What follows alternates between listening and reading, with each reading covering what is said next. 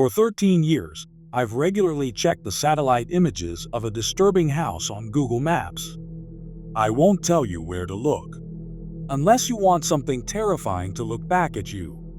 When I first spotted the house in 2012, however, it wasn't disturbing, it was curious, like me.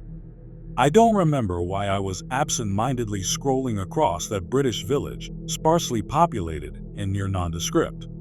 What I do remember is the reason I stopped on a particular garden behind a detached house, which stood adjacent to a few vast acres of farmland. A long, T-shaped shadow was painting the lawn. It looked, to my eyes, like an oversized scarecrow. For the sake of visibility, most satellite images are snapped when the sun is at its highest, meaning shadows are at their shortest. You'll rarely see people walking out and about, and even if you do, their shades won't give them away. It couldn't have been a person standing with arms outstretched. Then again, something about my scarecrow hypothesis didn't sit well either. In any case, I was a teenager at the time, and my interests were fickle. I forgot about the whole thing for years. But in 2016, my friend and I were talking about the many unanswered internet mysteries floating around, and I recalled that very personal mystery of my own from 4 years later. I showed my friend the house on Google Maps, and it was even curiouser than the first time. There were 2 T-shaped shades. The original was as long as ever, and the new one was half the height of the first. Very odd shadows, Oliver admitted. And it's just a residential house, not part of the nearby farmland, so why would the homeowner need scarecrows? I don't remember how I responded. The conversation took a detour into something else, thanks to the liquor incapacitating my thought processes. It wasn't until 2019 that my friend brought up the intriguing house again, so we Googled it once more. And again, the garden had changed. The second shadow had grown to the height of the first shadow.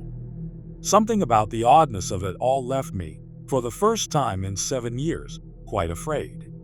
I saw in his wide eyes that Oliver felt the same. He quickly played off his discomfort, but I noted his momentary lapse of cool-headedness, noted the hesitation which had preceded his stilted, unnatural laugh.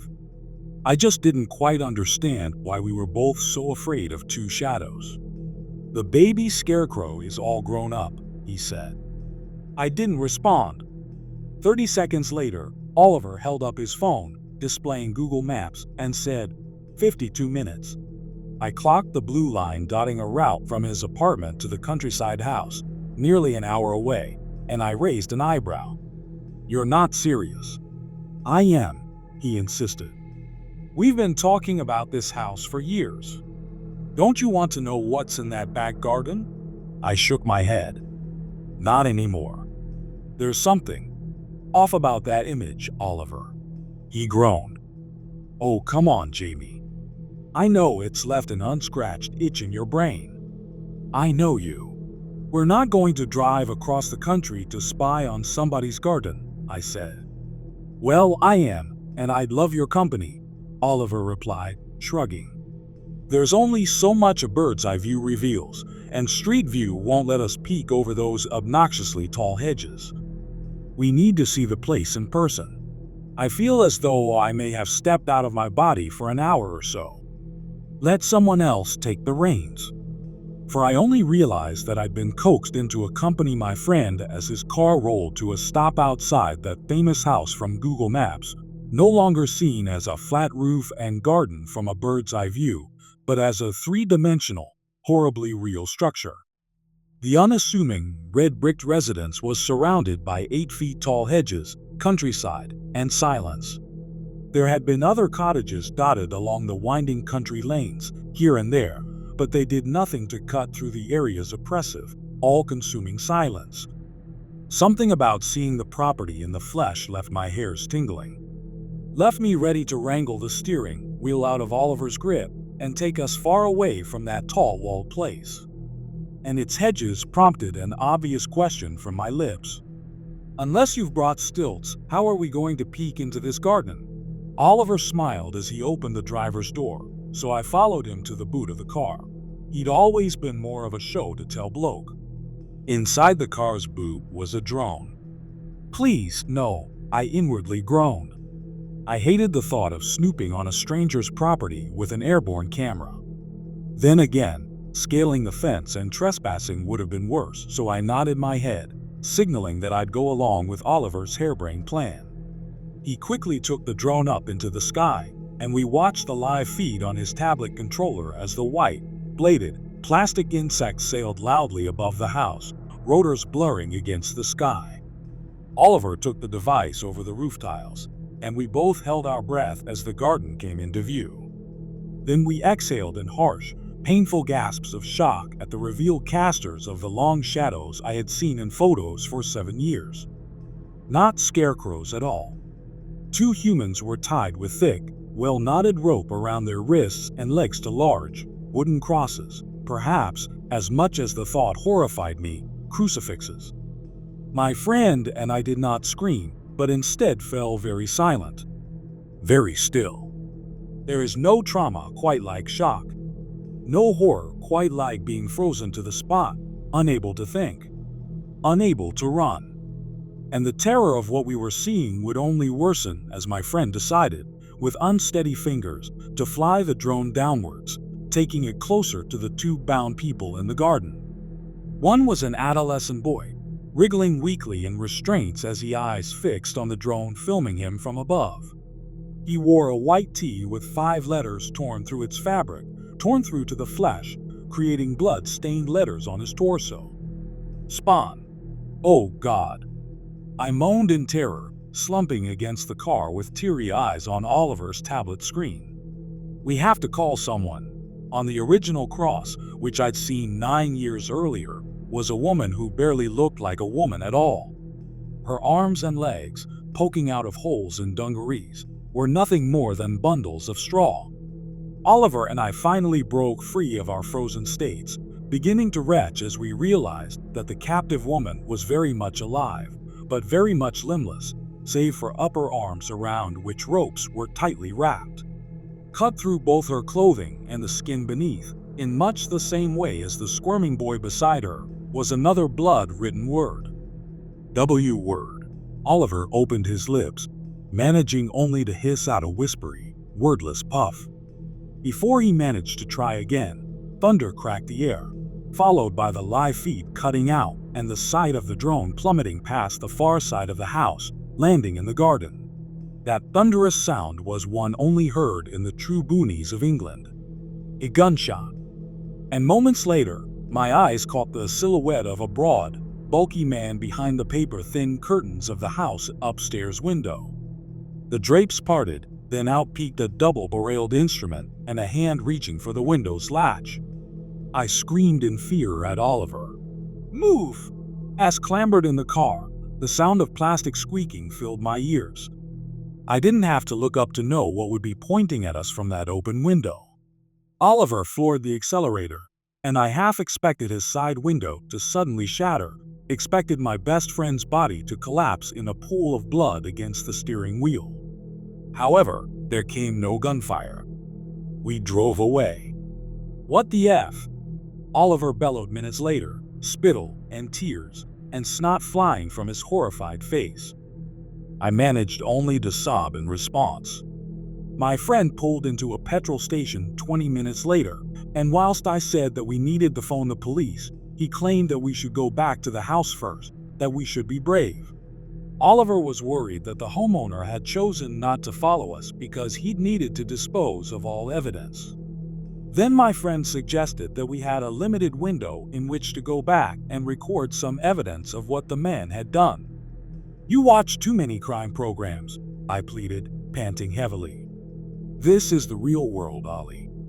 In the real world, you see a crime, then you call the police. That's how it works.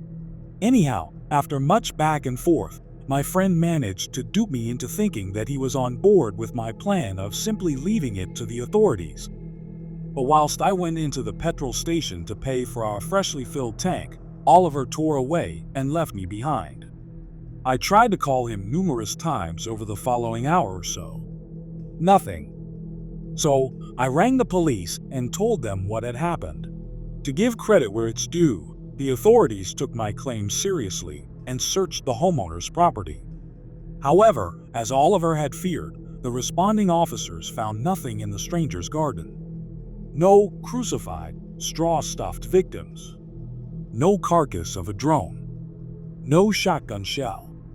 Nothing to validate my tall tale.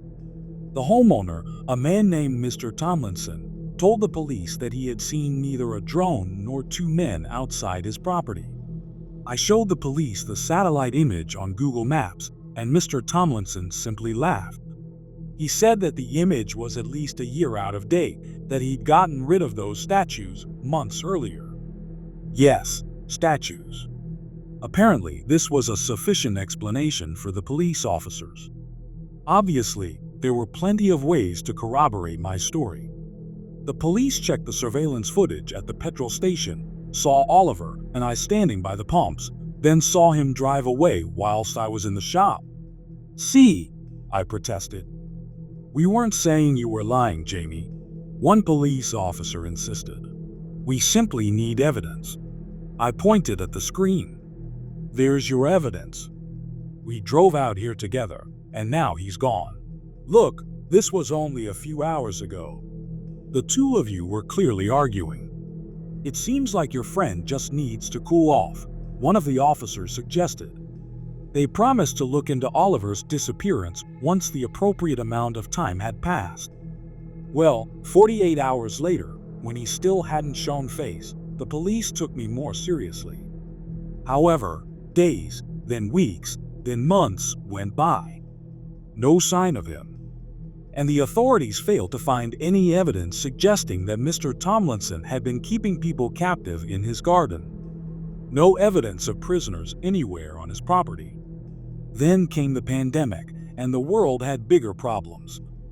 Nobody believed my story, no matter how many times I talked about the Google Maps image and the drone and what the two of us had seen. Eventually, I researched the area surrounding Mr. Tomlinson's house, an area including surrounding hamlets and farms, all forming a tightly knit community. From news articles, I learned that a woman and a farmer went missing in 2011, and that got me thinking. So, I managed to infiltrate a Facebook group for the local area, pretending that I bought a property in the area. They let me join. You wouldn't believe the things to be learned from a private Facebook group. That's where the village gossip lives in the 2020s. I learned that this local farmer had been a widow for 3 years before finally meeting someone new in 2010. Someone from the next county over. Plenty of folk didn't like this, as they'd adored his wife. And to make it worse, as one Facebook user commented, this new woman was an out-of-towner. I shared this information with the investigating police officers. They were aware of the missing persons cases, obviously, but that was about all I got out of them. They stonewalled me, much as they had with Oliver. And that left me with a gnawing feeling in my gut. Given that they lived in the area, I started to fear that they might be part of this tightly knit community too. Started to fear that they weren't much fussed about digging too deeply into the area's disappearances. Started to fear that they might even be culpable. Of course, many things didn't add up. Oliver and I had seen a woman and a boy in that garden, not a woman and a man. Still, there had to be something to this coincidence. I was certain of it. For a little while, I even considered breaking lockdown rules and returning to Mr. Tomlinson's property, doing my own investigation. But then came, in 2020, a series of haunting notes through my letterbox. I watched too. Nobody will ever find them. Don't come back. You'll come forth. I became an agoraphobe, became too terrified to go looking for Oliver. I would have broken lockdown rules for my old friend in a heartbeat, but the possibility of meeting Mr. Tomlinson again, the haunting man who'd nearly killed us from his window, was a nightmare too great to bear. Call me a coward if you must, but ask yourself what you would do in such a situation. Every day, I check my windows, expecting to see that stranger watching me from the driveway or the back garden. I have no idea how he found out where I lived. In early 2023, Just as my phobia of the outdoors showed signs of somewhat abating, I thought about a particular word in that third and final note. Fourth, I had previously thought it to be a misspelling. I assumed Mr. Tomlinson had intended to write, "You'll come forth." But a new possibility popped into my head.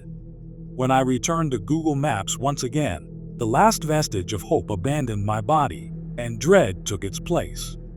In the latest satellite image of Mr. Tomlinson's house, 3 T-shaped shadows painted the grass. I know who the third must be, but I'm still, 2 years later, too frightened to return and see for myself. Too frightened that I'll become the fourth shadow in the garden. More straw than man.